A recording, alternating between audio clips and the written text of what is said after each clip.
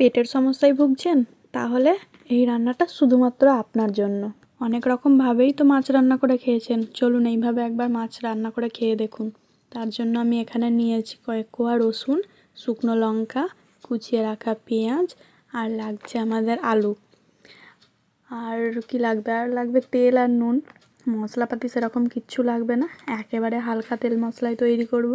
তার জন্য আমি একটা হাঁড়িতে পেঁয়াজ কুচিগুলোকে দিয়ে নিলাম, তার মধ্যে দিলাম নুন, আর যে শুকনো লঙ্কাটা নিয়েছিলাম সেটা কুচিয়ে দিয়ে দিলাম।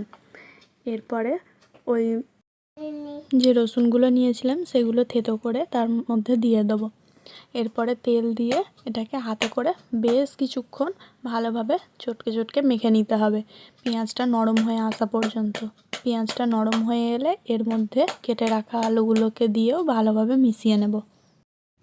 এই রান্নাটাতে আমি এখনও পর্যন্ত কোনো রকম মশলা কিন্তু ব্যবহার করিনি, আর ব্যবহার করবও না। তো এটা অ্যাকচুয়ালি হচ্ছে আমার শাশুড়ি মায়ের হাতের স্পেশাল মাছের তরকারি। তো আমাদের তো বাড়িতে প্রায়ই হয়, তো আমিও ভাবলাম যে আপনাদের সঙ্গে শেয়ার করি, আপনাদেরও হয়তো ভালো লাগবে। একবার হলেও বাড়িতে ট্রাই করবেন। তো দেখুন আমি এরকমভাবে ভালোভাবে মেখে নিচ্ছি, দিয়ে এর মধ্যে আমি জল দিয়ে নেব।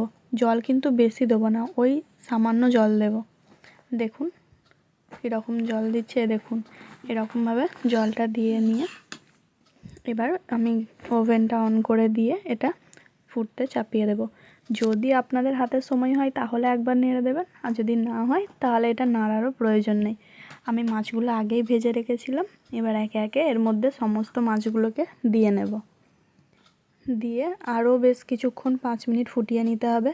এবার আলু ভালো মতো সিদ্ধ হয়ে গেলেই নামিয়ে নিন, এবং নামিয়ে নিয়ে পরিবেশন করুন।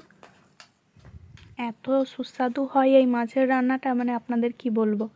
একবার হলেও বাড়িতে অবশ্যই ট্রাই করবেন। এতে কিন্তু পেঁয়াজের পরিমাণটা অবশ্যই বেশি লাগে। দেখছেন কতটা লোভনীয় দেখতে হয়েছে, অথচ এতে আমি কোনো মশলাই ব্যবহার করিনি। তো আমার ভিডিও যদি আপনাদের ভালো লেগে থাকে অবশ্যই চ্যানেলটি সাবস্ক্রাইব করে পাশে থাকার অনুরোধ রইল।